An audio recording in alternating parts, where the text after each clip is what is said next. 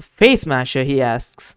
He's the commander of a small detachment of scum and an idiot beside. How's he a proper contact for anyone? I don't know, you say. Maybe he was promoted. You gesture toward the stairs behind the man. Now, if you're done interrogating us, we have business that way. Without waiting for permission, you begin crossing the chamber.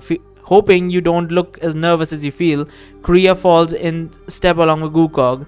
Wait, says the man you're passing by him. About that goblin, Face Smasher. Yes, you say without breaking your stride.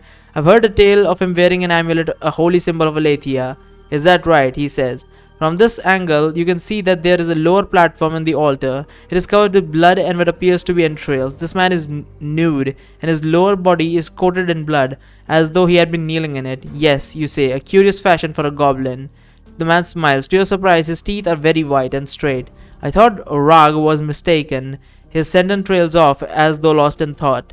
With no idea of who Rag is, you shrug and resume walking towards the exit. As you take the first step of the stairway, you hazard a look back. The man is still watching you. There is another set of eyes on you. One of the statues, a muscular man, blessed with a brutally handsome face and small horns protruding from high on his forehead.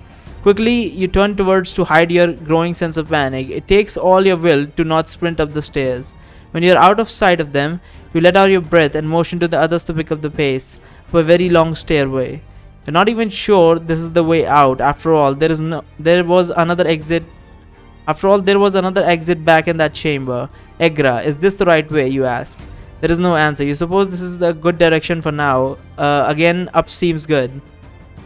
Well, who knows if up is good. We'll see. You've still got so much to do, man. When are we going to get out of the sewers? I think the chapter is named Finding the Dress or whatever it was called. I forgot. Because getting to the dress is going to be difficult. I thought we were going to have trouble selecting the dress because some, middle rank people are going to be starting trouble with us. But this is a much more different situation than I expected. What was all that? Whispers Kriya as your party climbs the stairs. I have no idea. I was just making it up as I went along, you say. He thought we were someone else, she says. Obviously, he didn't expect intruders. Or was he surprised to see humans? Do you suppose people come down here and meet with the goblins all the time, you say? Kriya shrugs. I don't know. But I think we have a few things to tell Captain Bonebrow if we get out of here alive. Egra, where are you? You say in your mind. There is no answer. The stairway continues up for some time. Notice that the stonework appears to be fairly new and that the stairs up here seem crudely shaped. Finally, you get to a door. There's a rope hanging down from the ceiling with a metal bell fastened to the bottom. It looks like it was designed to be pulled, a doorbell. You listen at the door, you hear nothing. Inspecting it, you don't see any obvious trap. What do you do? Oh boy, this is... Well, pull the rope, I guess. Pull the rope and hear a distant chime. Yes, a doorbell, you think. What are you doing? Kriya hisses. Polite, says Gukog. Always knock or ring. The door opens and torchlight floods in. Standing before you is a tall, powerfully built man wearing shining chainmail and a massive sword sheath at his belt. His helm is the insignia of the Duke. Gods, it's good to see one of the Duke's men, says Kriya. And I'm relieved that they did not send me goblins to haggle with this time. The soldier grins and waves you in. As you take a step forward, the palm of his hand shoots up. Stop. I'm guessing he's talking about the stench. Stop, you freeze. He laughs, then says something in a language you don't understand. Almost forgot to drop the word. You may enter now. Soon you... Okay. It was not the smell then. He had a trap set up. Soon you're all standing in a small dungeon consisting of a hall with cells along its length and a stairway going up directly across from you. Never met any of you before, he says. Guess we don't need any names though, eh? He says with a wink. He elbows your arm playfully. He then sniffs and makes a face. No doubt he smells the sewer on you. So what have you got for me today? Reward, says Gukog, stepping forward, untying the sack from his belt. Ugh, you stammer. Kriya is still smiling, but her brow crinkles in confusion. Gukog pulls a rat head. What? Gukog pulls a rat head out of the bag. The soldier makes a disgusted face. What in the gods is that for? Reward. Gukog repeats. Is this a joke? He says. Even the goblins don't bring me animal heads. Master Susan deals in antiques and magical items, not spell components. He pauses and strokes his beard neatly. He is now looking closely at each of you. His other hand appears to be creeping towards his sword head. You could say that Gukog is only making a stupid job, but it's too late. Or if he's about to attack anyway, you may better take the initiative. I think I'm gonna say my companion is an idiot. You put up your hand in a sign of peace. It is only a joke, you say. Our friend thinks he's funny, but he's an idiot. Go frowns at you. The soldier rests his hand on the hilt of his sword, but then he smiles.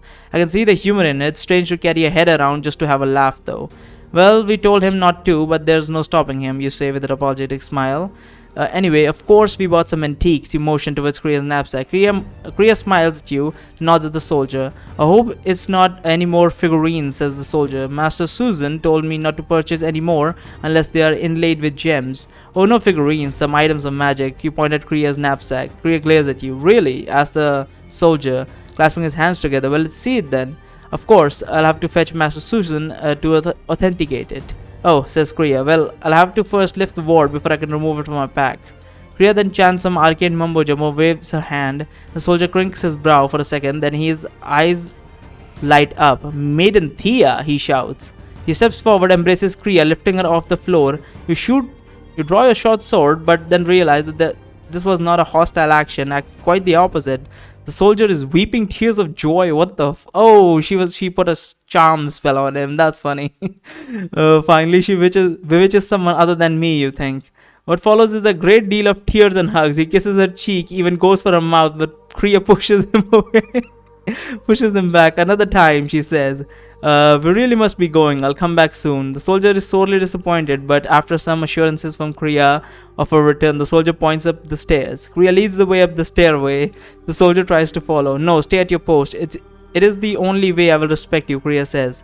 To you, it seems like a strange thing to say, but it works. The soldier stays at the bottom of the stairs, staring longingly after Kriya.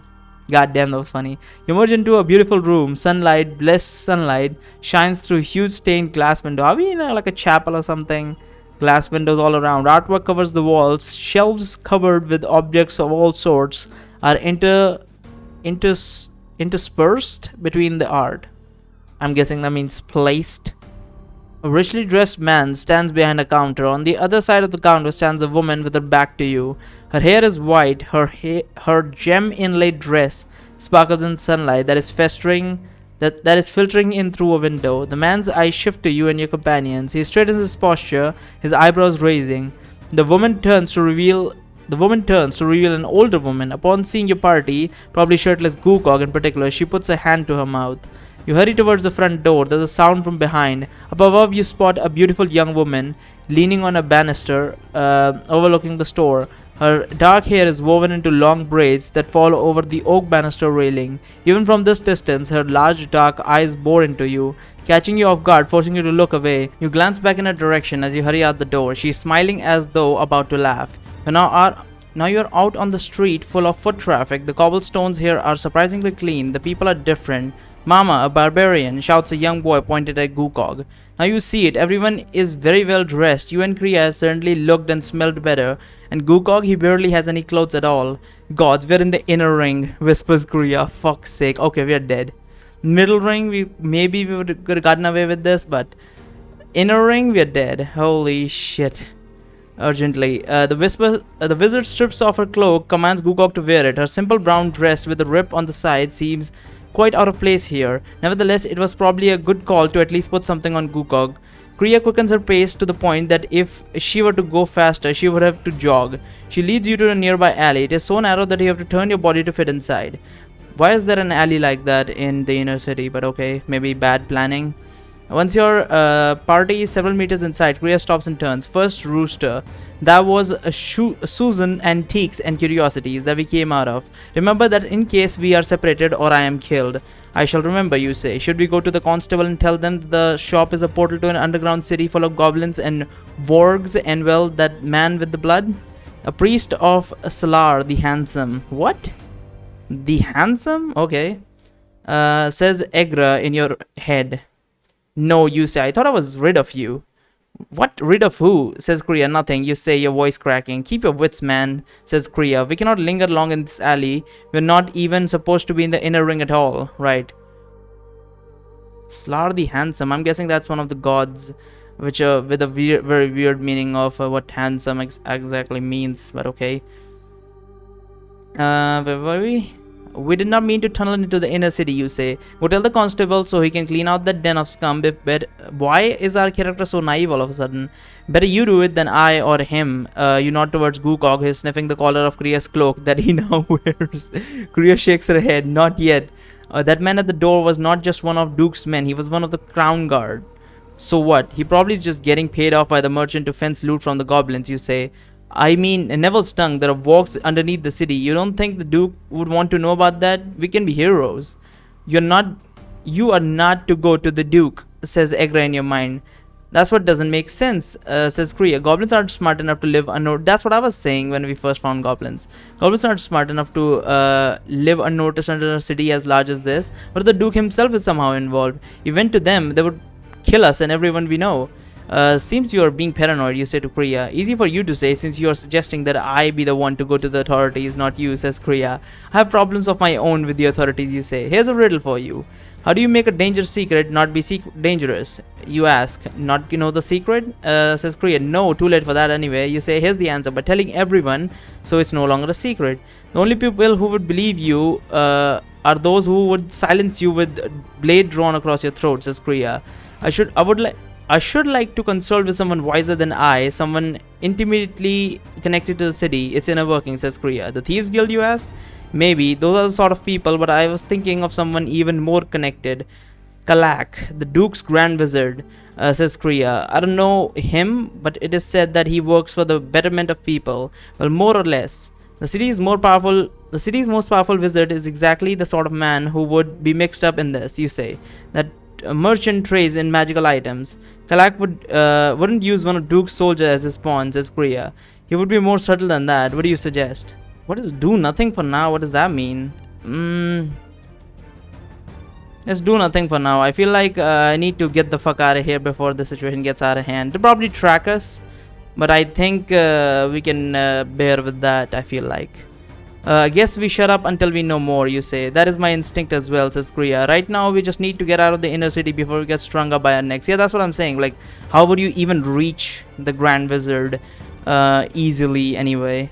So let us continue. I think this might be the last choice after that. This chapter should be over. What chapter is this? 5. Yeah. You're not liking the idea of keeping the secrets of the goblins. You feel like you should be shouting it in the streets. I didn't know our guy was this naive. Fucking hell. The three of you hurry along the road, keeping your head down to not catch anyone's eye. Your body does not fit in here. Not only are your clothes of inferior quality to everyone else, they are covered with blood and yes, some feces. If your look wasn't bad enough, you also stink of the sewer. You have become accustomed to the smell that there's no hiding it from others. If all this weren't enough, there's a bag of rat heads and gobbling ears swinging from Gukog's belt, and with blood dripping from the bottom. Egra, how do we get out of here? You say in your mind, I don't know, champion. This is the first time I've been here. She says, you were right. It is much more interesting up here. Soon you see the walls that separate the inner ring from the middle ring. The gate is straight ahead. 3 guards with 2 wearing chainmail. 1 is gleaming plate mail and nodding at citizens as they pass through. Since no one is coming in, you presume it's an exit-only gate. You straighten your posture as you start the approach. Kriya grabs your sleeve and shakes her head. I don't think that's a good idea either. He then leads you to a stairway and into what appears to be a small park with trees and manicured gardens. The park is built up along the inside of the wall. You suppose that in a pinch, this park would serve as an excellent fighting platform. Kriya walks over to the wall, the top of which is now up to her chin.